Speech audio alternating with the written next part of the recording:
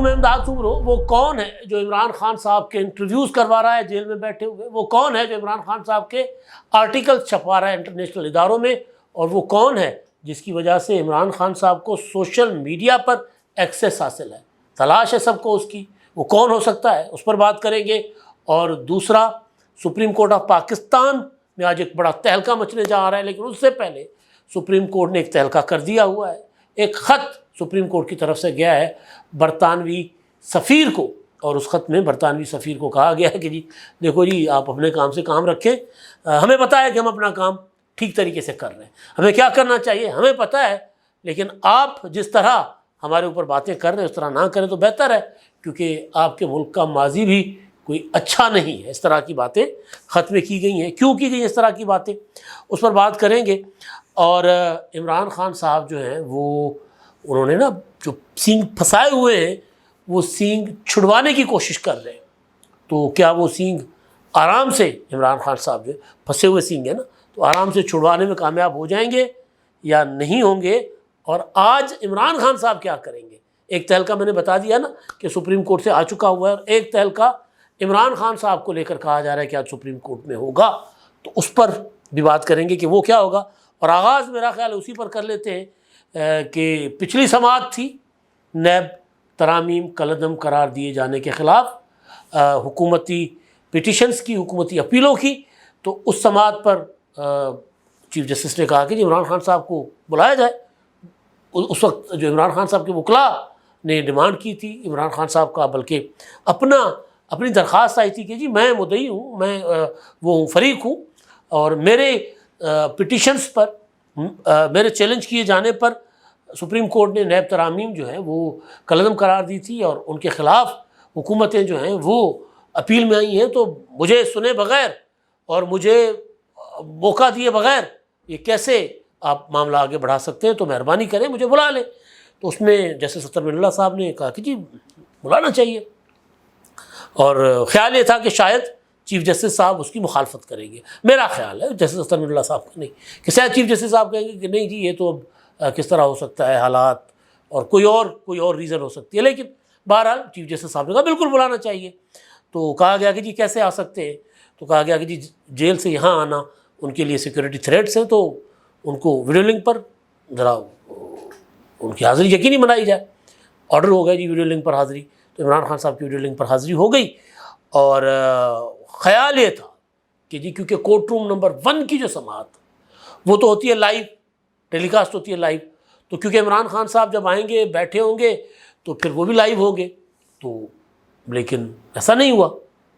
ایسا اس لیے نہیں ہوا کہ عمران خان صاحب سزا یافتہ ہیں۔ عدالت کسی سزا یافتہ شخص کا اپیل کا رائٹ،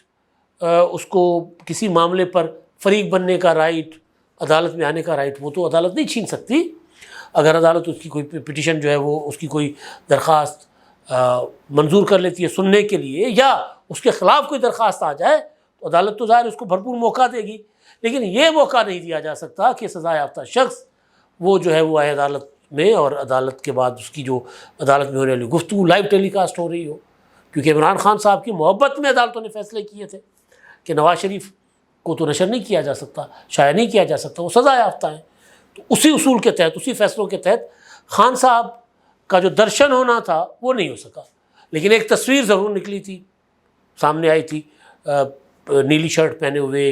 اور کبھی پریشان شکل اس میں آ رہی ہے، کبھی مسکراتی ہوئی، لیکن عدالت میں بیٹھے ہوئے لوگ جو ہیں وہ بتا رہے تھے کہ جی خان صاحب کروٹیں بدل رہے تھے نا کرسی پر بیٹھے ہوئے، کبھی یوں ہو رہے ہیں، کبھی یوں پاسے بدل رہے تھے، اور کبھی جو ہے وہ انگڑائیاں لے رہے ہیں تو اور جوائیاں لے رہے تھے، آوازار بیزار اپنا نظر آ رہے تھے۔ تو آج پھر اسی معاملے کی سماعت ہے، اور عمران خان صاحب نے پیش ہونا ہے، تو اس کے لیے پشاور کی جو خیبر پختونخوا کی جو حکومت ہے پی ٹی آئی کی، انہوں نے ایک درخواست دی تھی کہ جناب ہمیں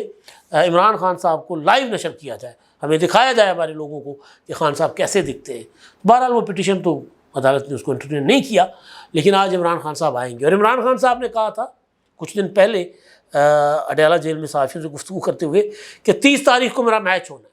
کس کے میں؟ سپریم کورٹ میں، یعنی سپریم کورٹ کے ساتھ میں یوں وہ ہو جاؤں گا نا، گتھم گتھا ہو جاؤں گا، میچ ہی ہوتا ہے۔ تو بہرحال وہ کیا ہوتا ہے کیا نہیں ہوتا اب پتہ چلے گا۔ پچھلی سماعت پر تو عمران خان صاحب کو موقع نہیں ملا تھا، آج کیا عمران خان صاحب کو موقع ملے گا، اور کیا جو عمران خان صاحب آرگومنٹ کریں گے، بات کریں گے، وہ اپنا لائیو تو ٹیلی کاسٹ نظر نہیں آ رہا کہ ہوگی، لیکن وہ رپورٹ ہوگی نہیں ہوگی، کیا باتیں ہوں گی، یہ سارا کچھ پتہ چل جائے گا۔ اور آج پھر کوئی تصویر لیک ہوگی یا نہیں لیک ہوگی، کیونکہ پچھلی بار جس نے لیک کی تھی اس کو تو اس کے تہ تک پہنچا گیا تھا، اس کو پکڑ لیا گیا تھا۔ ایک تو یہ معاملہ، دوسرا معاملہ یہ ہے کہ خان صاحب کے جیل سے ایک انٹرویو کا چرچا ہے، کل ہوا، میں نے وہ پھر پورا پڑھا تو جو ڈیٹیل جو باتیں میں نے کر لی تھی کل ویلاگ میں،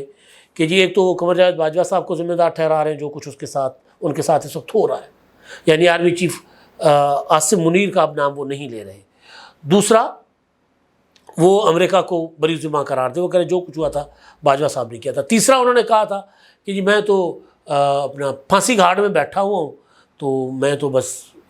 یہاں پر کتابیں پڑھ رہا ہوں اور ایکسرسائز کر رہا ہوں۔ پھانسی گھاٹ میں کون سی ایکسرسائز ہوتی ہے بھائی؟ پھانسی گھاٹ کو تو چھوٹی سی کھولی ہوتی ہے، بندہ عمران خان جیسا بندہ ہو تو وہاں پہ سیدھی ٹانگیں کر کے سو نہ سکے۔ لیکن بہرحال اس پہ وہ میں نے باتیں کر لی تھی، لیکن بعد میں نے باقی ڈیٹیل جو بات کرنی تھی جب میں نے پڑھا تو اس میں کوئی ایسی چیز تھی نہیں، باقی ساری پھوکا قسم کی چیزیں تھیں۔ مجھے یہ لگا ٹو بی ویری آنیسٹ، آج کل واٹس ایپ پر اور فیس بک پر ایک کوئی اپلیکیشن آئی ہوئی ہے، اس میں آپ سرچ کر لیں، فرض کر لیں اس میں آپ نے لکھ لینا ہے کسی کا بھی نام، تو وہ اس کا بایو ڈیٹا اور سارا کچھ آپ کو بتا دے گا، اور آپ لکھیں گے کہ جی فلاں لیڈر نے، نواز شریف نے پچھلے ہفتے کیا کیا تھا، وہ سارا کچھ آ جائے گا۔ نواز شریف کا اپنے مقدمات کے بارے میں کیا خیال ہے، وہ بھی سارا کچھ آ جائے گا۔ عمران خان نے اپنا جو ہے وہ قمر جاوید باجوہ کے متعلق کیا الزام لگا ہے، وہ بھی آ جائے گا۔ تو اس طرح کی چیزیں آرٹیفیشل جو انٹیلیجنس کے ذریعے تو بہت کچھ سامنے آ رہا ہے۔ تو میں نے جب پڑھا تو مجھے لگا کہ چھوٹے چھوٹے جملے اور اسی طرح کی کوئی مجھے لگ رہا تھا چیز، لیکن کیونکہ انٹرویو کرنے والے جو ہیں مہدی حسن صاحب یا مہدی حسین صاحب، انہوں نے کہا کہ جی میں نے کیا ہے اور سوال نامہ بھیجا اور سوال نامے کا جواب آیا، تو اب سوال یہ پیدا ہوتا ہے کہ انٹرویوز اگر ہوا ہے تو عمران خان صاحب تک یہ سوال نامہ گیا کیسے، ایکسیس کیسے دی گئی۔ کچھ لوگوں کا خیال یہ ہے کہ کچھ لوگ ہیں جو عمران خان صاحب کو یہ سہولت فراہم کر رہے ہیں جیل کے اندر۔ کچھ لوگوں کا خیال ہے کہ جس طرح عمران خان صاحب فاؤل پلے کر رہے ہیں، جیسے ان کے ٹویٹر ہینڈل پر ویڈیو چل گئی سقوط ڈھاکہ کے متعلق، جیسے وہ آرٹیکل لکھ کے آرمی چیف کے اوپر طرح طرح کے الزامات لگاتے ہیں، پھر وہ یہ کہتے ہیں کہ جی لندن پلان، جو پچھلے آرٹیکل تھے ٹیلی گراف پہ چھپا تھا کہ لندن پلان جو ہے اس کا حصہ ہے آرمی چیف، اور اس لندن پلان کے تحت تو مجھے مار دیا جائے گا، اور اب ان کے پاس مجھے قتل کرنے کے علاوہ کوئی آپشن نہیں، کوئی راستہ نہیں۔ یہی تھا نا ان کا آرٹیکل۔ تو کچھ لوگوں کا خیال ہے کہ کل ایک باخبر آدمی نے اس سے ڈسکس ہوا تو انہوں نے کہا کہ یار کہیں ایسا تو نہیں ہے کہ کوئی ایسا بندہ جو عمران خان کو الطاف سے بنانا چاہ رہا ہے اور وہ اندر موجود ہے، اور وہ عمران خان صاحب کو پٹھے سیدھے مشورے دے رہا ہے۔ پٹھے مشورے پنجابی میں کہتے ہیں نا، الٹے مشورے، کہ پٹھیاں پڑھا رہے ہیں عمران خان صاحب کہ خان صاحب تجھے یہ کر لو تو انج ہو جائے گا، یہ کر لو تو انج ہو جائے گا۔ کرتے کرتے عمران خان صاحب نے سینگ پھنسا لیے، اور سینگ پھنسا لیے اپنے سے زیادہ طاقتور سے۔ میں پینڈو آدمی ہوں، دیہی بیک گراؤنڈ ہے میرا، ہم نے سینگ پھنستے ہوئے دیکھا ہے پراپر جانوروں کا، اور خاص طور پر بھینسوں کا۔ بھینسوں کے وہ سینگ جو بل کھاتے ہوئے سینگ ہیں نا، ہم سندھی میں اس کو کنڈی والے سینگ کہتے ہیں۔ تو وہ ایک بلکہ شاہ عبد اللطیف بٹائی کا شعر بھی ہے، یہ میں کنڈی پورتی ہیں دلورا کو دوست، یعنی جب پھنس جائے نا تو پھر وہ ختم، اس کا تعلق ٹوٹتا نہیں ہے۔ جس طرح کنڈی بھینس کا جو سینگ پھنس جائے نا دوسری سے اور وہ نکلے نا، وہ نکلنا ممکن ہی نہیں ہوتا۔ تو اسی طرح اپنی بھی یاری بن گئی ہے، اپنا بھی عشق بن گیا ہوا ہے۔ اس طرح وہ شعر کا میں نے ترجمہ آپ کو بتا دیا۔ بہرحال وہ سینگ پھنسا دیا عمران خان صاحب نے، اب کاٹے بغیر نہیں نکلے گا، ایک کا تو سینگ کٹے گا، یا عمران خان کا کٹے گا یا سینگ کٹے گا جس کے ساتھ پھنسایا ہے دوسرا۔ تو دوسرا تو سینگ اپنا کاٹنے نہیں دیتے بھائی، تو سینگ کس کا کٹے گا؟ عمران خان صاحب کا۔ تو ابھی عمران خان صاحب کو احساس ہو گیا کہ یار غلط جگہ پہ سینگ پھنسا لیا ہوا ہے، تو وہ وضاحتیں بھی دے رہے ہیں۔ لیکن جو مجھے کچھ جو مجھے یہ بات دل سے لگ رہی ہے کہ کوئی ہے اندر، کچھ لوگ کہہ رہے ہیں کہ جی رؤف حسن نے انٹرویو کروایا، کچھ لوگ کہتے ہیں کہ جی وہ آرٹیفیشیل انٹیلیجنس سے آرٹیکل ان کے چھپتے رہتے ہیں، وہ بتاتے ہیں کہ جی اس موضوع پر نا میرا آرٹیکل چھپوا دیں، اور پھر وہ ایک بار وہ اس کا کانٹینٹ بنتا ہے، وہ آ کر عمران خان صاحب کو دکھا دیا جاتا ہے یا ان سے مشورہ کر دیا جاتا ہے کہ یہ اس طرح کے پوائنٹس بنے، تو پھر وہ خان صاحب کہتے ہیں ٹھیک ہے چھپوا دیں۔ لیکن یہاں معاملہ جو ہے وہ ٹویٹر ہینڈل کا ہے۔ کل شرجیل انعام میمن نے جو شک کیا نا، وہ میری اسی وہاں پھنس گئی ہے کہ یار ٹویٹر ہینڈل پر عمران خان صاحب کو ایکسیس لگتا ہے کہیں نہ کہیں سے ہے، تو وہ پھر جیل حکام دیکھیں گے کہ وہ ہے کہ نہیں ہے، یا انٹیلیجنس کے ادارے دیکھیں گے کہ بھئی یہ کون ہے جو اندر سارا کچھ کر رہا ہے۔ لیکن مجھے لگ رہا ہے کہ کہیں کوئی ہے جو عمران خان کو گندا کر رہا ہے، خراب کر رہا ہے، کہ وہ الطاف حسین بنانے کی، یعنی ایسی، کیونکہ عمران خان صاحب کے کان میں کوئی سی بات ڈال دو، منہ پہ نکل آتی ہے، یوں یہاں سے ڈالو یوں نکل آتی ہے، آٹو پر لگے ہوئے ہوتے ہیں۔ دھرنوں میں آپ نے دیکھا ہوگا کہ خان صاحب کے کان میں بات کر دیتے تھے آ کر فیصل جاوید خان یا پرویز خٹک صاحب یا کوئی اور جو ساتھ کھڑے ہوتے تھے، کوئی بھی بات کر دیتے تھے، اور خان صاحب کہتے تھے او آئے جی میں تمہیں نہیں چھوڑوں گا، میں تمہیں اپنے ہاتھوں سے پھانسی لگاؤں گا، تمہیں اپنے بیٹ سے میں پھینٹا لگاؤں گا، یہی بات کرتے ہوتے تھے نا، اسی طرح چیزیں ہو رہی ہوتی تھی۔ تو اب بھی یہی کچھ ہو رہا ہے۔ تو کوئی ایسا ہے بندہ جو خان صاحب کا سجن نہیں ہے، جو چاہتا ہے کہ عمران خان صاحب کی مطلب اچھی خاصی آتما رل جائے نا، جس طرح کہتے ہیں، وہ عمران خان صاحب کے ساتھ کروانا چاہ رہے ہیں، پتہ نہیں۔ بہرحال ایک تو یہ ہے، اور دوسرا میں نے آپ کو بتا دیا کہ آج کیا ہوگا، تو آج دیکھ لیں گے، تھوڑی دیر کے بعد پتہ چل جائے گا کہ جناب کیا ہونے جا رہا ہے۔ اچھا جی، اب جین میریٹ، وہ برطانوی سفیر، چند دن پہلے یہاں پر کچھ عرصہ پہلے آسما جہانگیر کانفرنس ہوئی تھی، اس کانفرنس میں انہوں نے تقریر کی تھی، اور انہوں نے پی ٹی آئی کو جو بلے کا نشان نہیں ملا تھا اس پر انہوں نے تنقید کی تھی، اور اس فیصلے پر تنقید کی تھی، اور اس کو غیر جمہوری قرار دیا تھا وغیرہ وغیرہ، اس طرح کا انہوں نے کچھ خیالات کا اظہار کیا تھا۔ تو اس پر اب سپریم کورٹ آف پاکستان نے برطانوی جو ہائی کمشنر ہیں جین میریٹ صاحبہ، ان کو انہوں نے، برطانوی ہائی کمشنر ہوتا ہے سفیر، اس کو انہوں نے